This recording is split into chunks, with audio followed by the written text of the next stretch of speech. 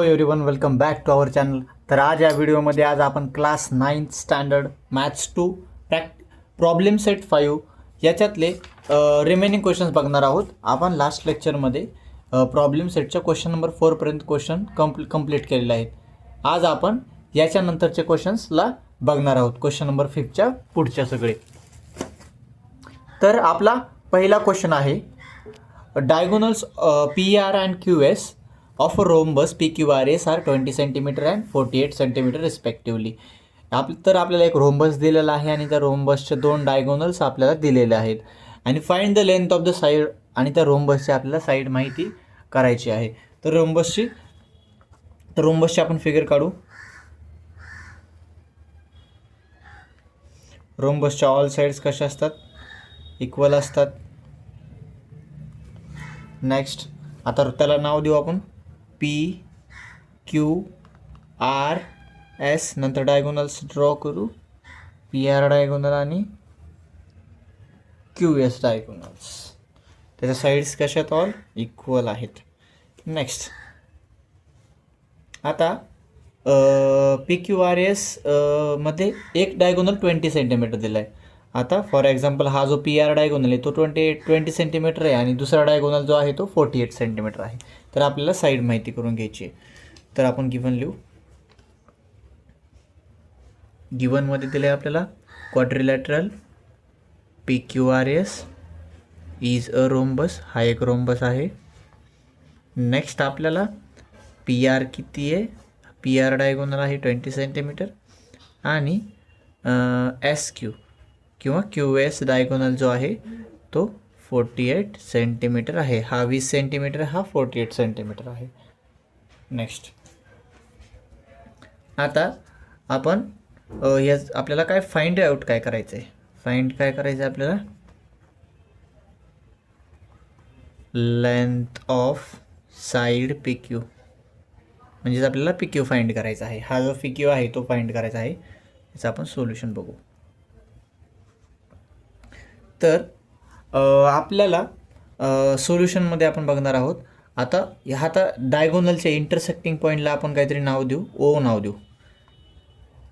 Late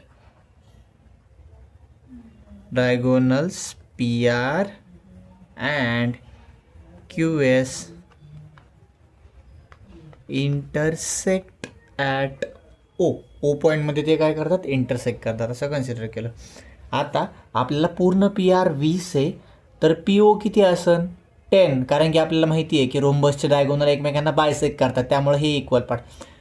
QS diagonal किती आहे? 48 आहे पूर्ण. तर हे एवढा पार्ट किती आहे? तर एवढा पार्ट आहे 24. तर आपण तेच लिहू, PO is equals to half of PR. Reason काय आहे? रिझन काय आहे sir? Diagonals of rhombus bisect each other.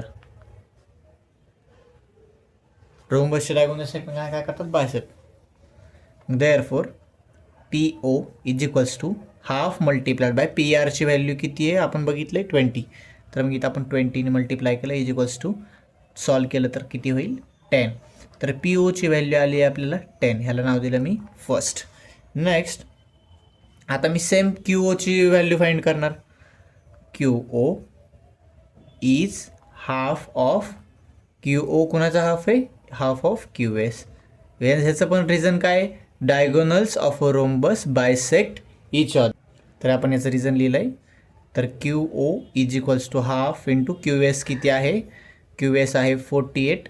Therefore 48चा half किती? 24 सेंटीमीटर. नेक्स्ट QO आपला आलेला आहे 24 सेंटीमीटर. आता मी ह्या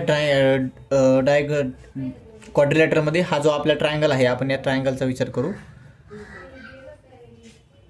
आपल्याला माहिती आहे की रोम्बसचे डायगोनल कसे असतात? एकमेकांना परपेंडिक्युलर. तर मी म्हणू शकतो diagonal PR is perpendicular with diagonal काय? QS. याचं रिझन काय आहे? डायगोनल्स ऑफ रोम्बस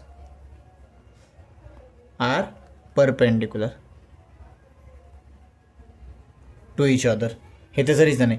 देअरफॉर मी म्हणू शकतो अँगल जो आहे POQ तो अँगल किती आहे 90 डिग्री. देअरफॉर मी म्हणणार इन ट्रायंगल POQ. आता या POQ ट्रायंगलमध्ये हा अँगल किती झाला 90. POची व्हॅल्यू किती आहे 10, QOची व्हॅल्यू किती आली आहे 24. मग पायथागोरस थिअरम वापरून हा तर हायपोटेनियस झाला, तो तर आपण इझिली फाइंड करू शकतो. इन ट्रायंगल POQ आपण म्हणू शकतो PQचा स्क्वेअर इज इक्वल्स टू POचा स्क्वेअर प्लस QOचा स्क्वेअर. ह्याचं रिझन काय बाय पायथागोरस थिअरम. रिझन आपण याचं लिहिलं आहे. आता PQचा स्क्वेअर, PO किती आहे, PO किती आहे 10 आहे, प्लस QO किती आहे, QO आपला 24 आला आहे. हे व्हॅल्यू कुठून घेतले आपल्याला आपण फ्रॉम 1 and 2 इथून व्हॅल्यू घेतल्या. नेक्स्ट PQचा स्क्वेअर इज इक्वल्स टू 10चा स्क्वेअर आहे इथं ॲक्च्युली, आणि इथं 24चा स्क्वेअर आहे. 10चा स्क्वेअर आहे 100, 24चा स्क्वेअर आहे 576. दोघांची ॲडिशन केली तर 676 येईल PQचा स्क्वेअर. दोन्ही बाजूचा स्क्वेअर रूट घेऊ, square root taking square root of both side. PQ स्क्वेअरचं स्क्वेअर रूट PQ, 676चं स्क्वेअर रूट किती आहे 26. तर अशा प्रकारे आपलं PQची लेंथ पाहिजे होती, ती PQची लेंथ आपण फाइंड आउट केली आहे. आपला नेक्स्ट क्वेश्चन आहे क्वेश्चन नंबर 6. तर या क्वेश्चनमध्ये आपल्याला दिलं आहे diagonals of a rectangle PQRS are intersecting at point M. एक जे रेक्टँगल आहे त्याचे जे डायगोनल्स आहेत, रेक्टँगल आहे, आता चुकून माझ्याकडून ही लाईन थोडी ही कर्व झालेली आहे, ठीक आहे, आपण हा रेक्टँगल आहे असं कन्सिडर करू. तर या रेक्टँगलचे डायगोनल्स M पॉईंटमध्ये इंटरसेक्ट करतात. याला नाव देऊ आपण PQRS. या रेक्टँगल्सचे डायगोनल कुठल्या पॉईंटमध्ये इंटरसेक्ट करतात, M पॉईंटमध्ये इंटरसेक्ट करतात. नेक्स्ट आपल्याला अजून काय इन्फॉर्मेशन दिली, अँगल QMR 50 आहे, QMR हा वाला अँगल 50 डिग्री दिला आहे. Then the find the measure of angle MPS. तर MPS म्हणजे हा वाला अँगल आपल्याला फाइंड करायचा आहे. तर आपण याचं गिवन लिहू.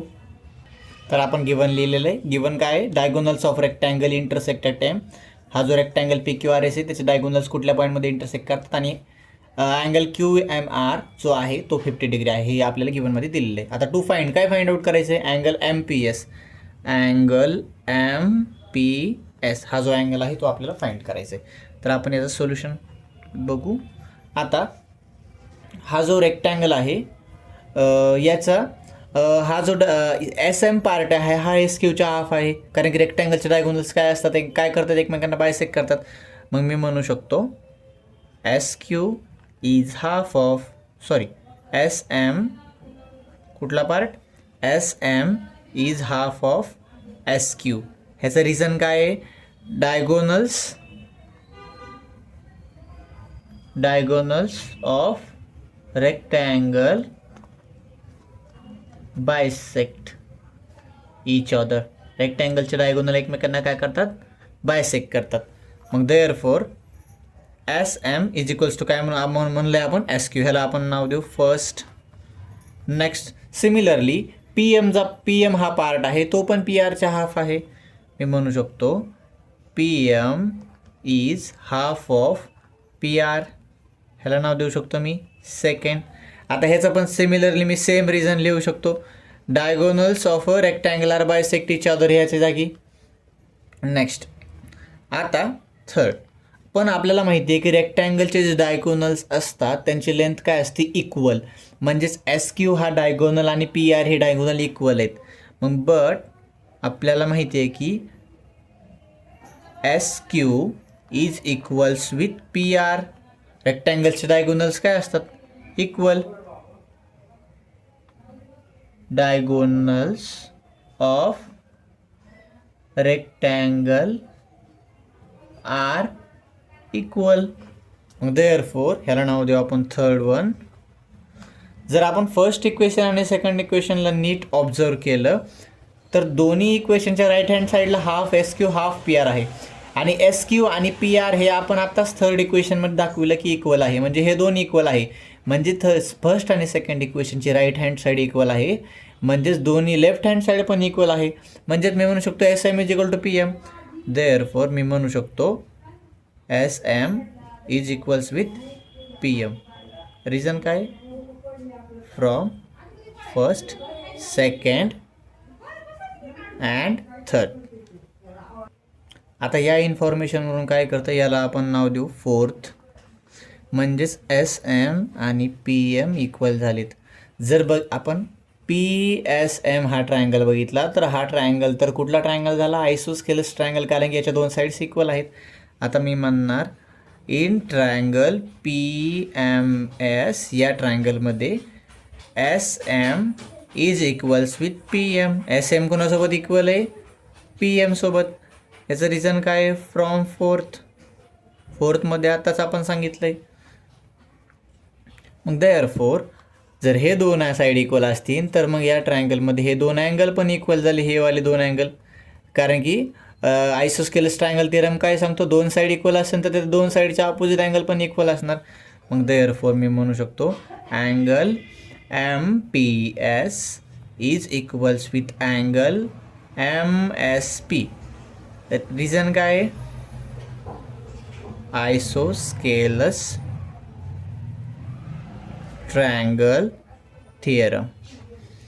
आता ह्या दोन्ही अँगलला आपण एक्स कन्सिडर करू, जेणेकरून आपल्याला मग हा अँगल जो आपल्याला पाहिजे एम पी एस तो आपल्याला भेटेल.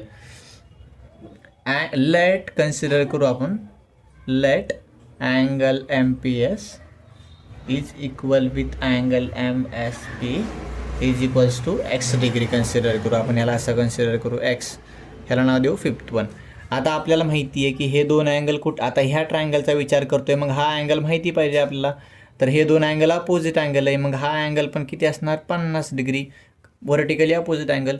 मग परत मी लिहिणार angle S M P is equals with angle, कुठला अँगल?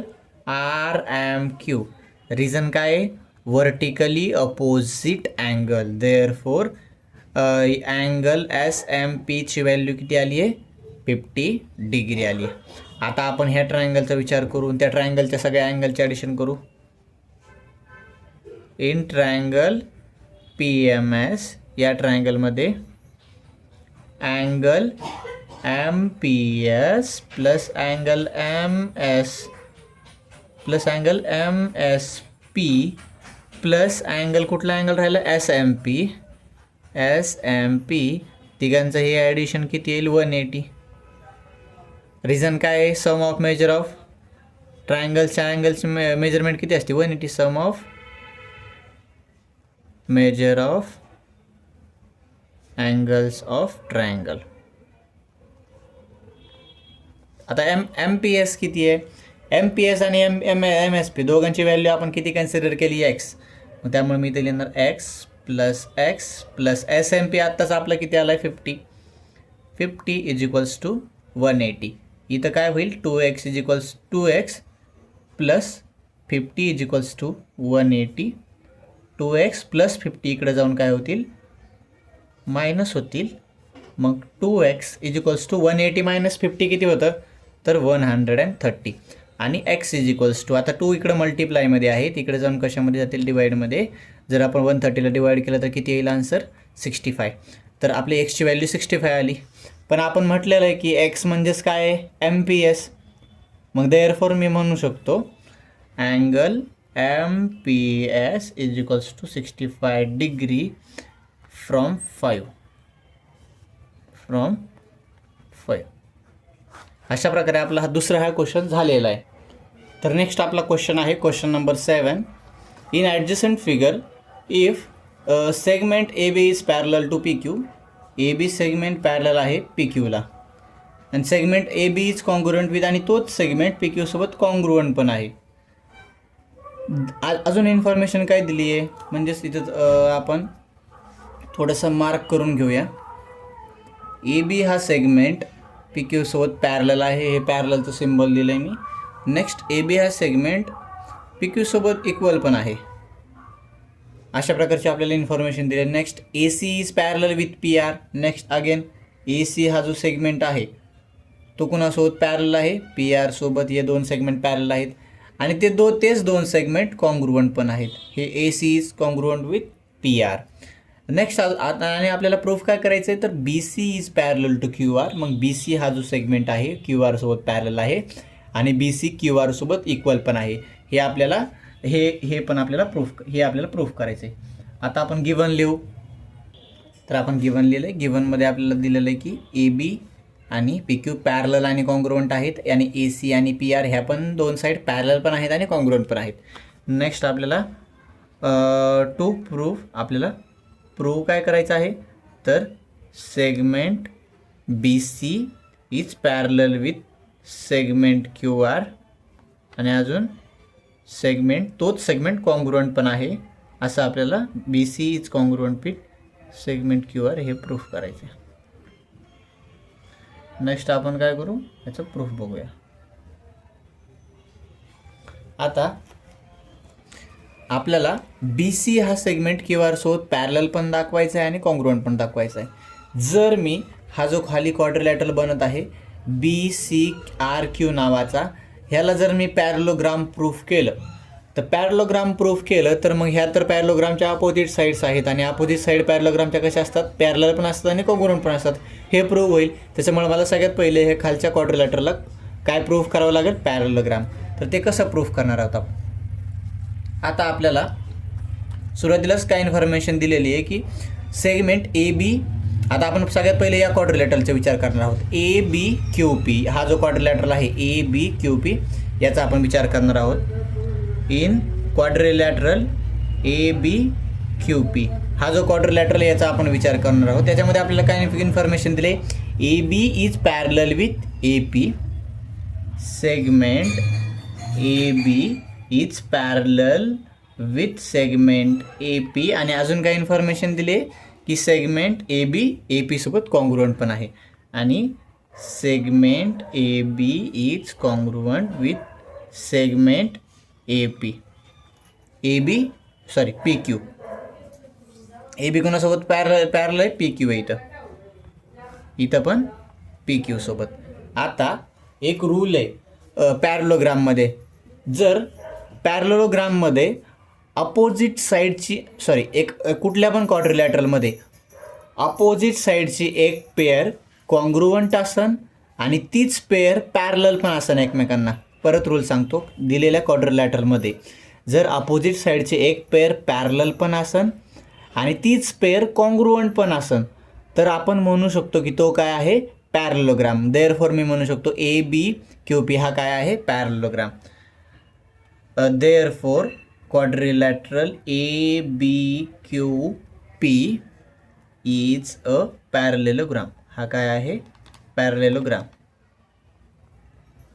ह्याचं रिझन काय लिहिणार आहोत आपण, तर याचं आपण रिझन लिहिलं आहे, in a parallelogram in a quadrilateral if a pair of opposite side is congruent as well as parallel then it is a parallelogram. तर तो काय असतो, पॅरलोग्राम. आता ए बी क्यू पी हा जर पॅरलोग्राम आहे म्हणजेच ए पी साईडचा अपोजिट साईड कुठली आहे, बी क्यू. मग इथे ह्या दोन साईड कशा असतील, पॅरलल पण असतील आणि कशा असतील, कॉन्ग्रुएंट पण असतील. देअरफॉर मी म्हणू शकतो segment A P is parallel with segment B Q. तसंच आपण काय म्हणू शकतो, ह्याला नाव देतो फर्स्ट. तसंच मी म्हणू शकतो सेगमेंट ए पी कॉन्ग्रुएंट पण आहे सेगमेंट कशासोबत, बी क्यू सोबत. ह्याला काय नाव देणार मी, सेकंड. आता सिमिलरली आपण या क्वाड्रिलॅटरलचा विचार करणार आहोत, कुठल्या, ए सी आर पी. का, तर आपल्याला गिवनमध्ये या क्वाड्रिलॅटरलची एक इन्फॉर्मेशन दिली की ए सी हा जो डॉटेड लाईन आहे हा पॅरलल आहे पी आर सोबत आणि ए सी पी आर सोबत कॉन्ग्रुएंट पण आहे. त्यामुळे आपण या क्वाड्रिलॅटरलचा विचार करून याला पण पॅरलोग्राम आपण प्रूफ करणार आहोत. आता सेम ह्याला आपण जसं प्रूफ केले सेम ह्याला पण असं तसं ह्या क्वाड्रिलॅटरल पण आपण काय प्रूफ करू शकतो की हा एक पॅरलोग्राम आहे. या क्वाड्रिलॅटरलची पण एक पेअर काय आहे, एक अपोजिट साईडची पेअर काय आहे, पॅरलल आहे आणि एक अपोजिट साईडची पेअर काय आहे, कॉन्ग्रुएंट आहे. त्याच्यामुळे हा पण सिमिलरली आपण काय म्हणू शकतो, काय आहे, पॅरलोग्राम आहे.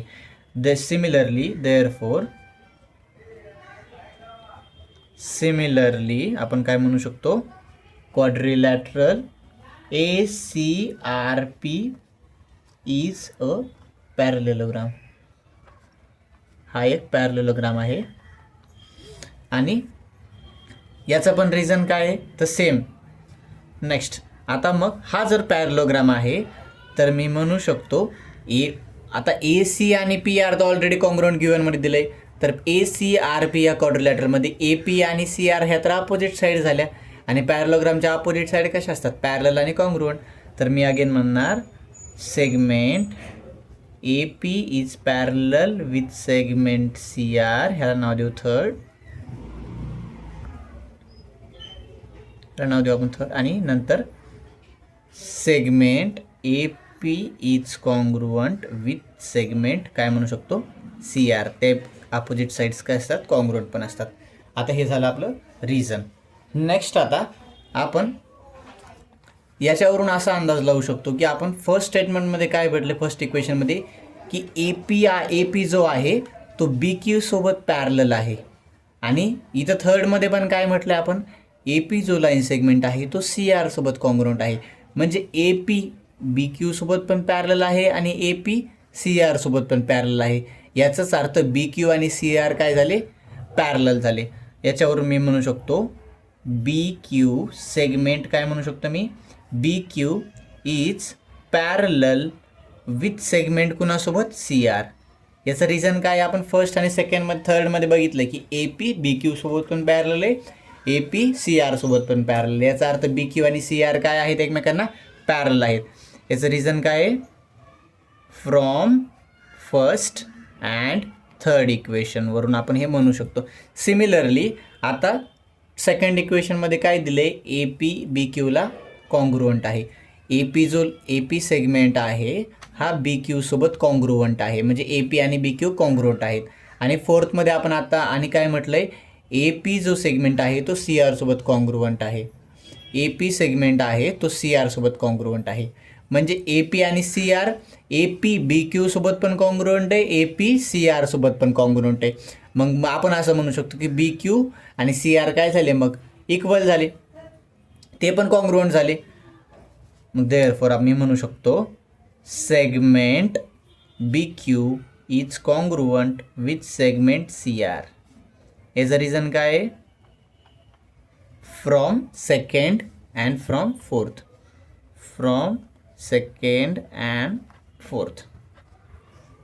आता आपण या क्वाड्रिलॅटरचा विचार करू. का आपण या क्वाड्रिलॅटरचा विचार करणार कारण की आपल्याला तो प्रूफमध्ये सांगितलं की BC हा आपल्याला QR सोबत पॅरलल दाखवायचा आहे आणि BC QR सोबत कॉन्ग्रुएंट पण दाखवायचा आहे. तर आपण या क्वाड्रिलॅटरला काय करणार आहोत पॅरलोग्राम प्रूफ करणार आहोत, त्यामुळे तो कन्सिडर करतोय आपण. आता इन क्वाड्रिलॅटरल BCRQ या क्वाड्रिलॅटरलमध्ये याला नाव देऊ आपण फोर्थ वन, याला नाव देऊ आपण फिफ्थ वन, याला नाव देऊ आपण सिक्स्थ वन. आता या क्वाड्रिलॅटरलमध्ये आपण आत्ताच प्रूफ केले की BQ CR सोबत पॅरलल आहे. हे काय फिफ्थमध्ये. मग मी म्हणू शकतो segment BQ is parallel with segment CR from 5. आणि अजून 6मध्ये काय आपण म्हटलं आहे की आता BQ CR सोबत कॉन्ग्रुएंट बी आहे. Segment BQ is congruent with segment CR. याचं काय रिझन आहे फ्रॉम 6th.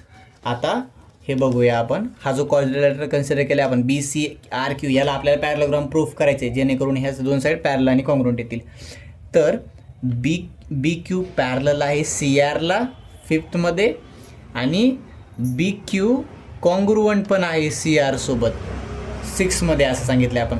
मग याच्यावरून आपण परत हा पॅरलोग्राम प्रूफ झाला कारण की एक प्रॉपर्टी आहे if pair of opposite side in a quadrilateral is parallel as well as congruent then it is a parallelogram. तर तो काय असतो पॅरलोग्राम. देअरफॉर मी म्हणू शकतो quadrilateral BCRQ is a parallelogram. हा कुठला क्वाड्रिलॅटरल आहे पॅरलेलोग्राम आहे. याचं रिझन काय आहे तर याचं रिझन आहे in a quadrilateral if a pair of opposite side is congruent. Pair of opposite side काय आहे कॉन्ग्रुएंट अँड पॅरलल आणि अपोजिट साईड कॉन्ग्रुअंट पण आहे आणि पॅरलल पण असेल तर then it is a parallelogram. तर तो काय असतो पॅरलोग्राम.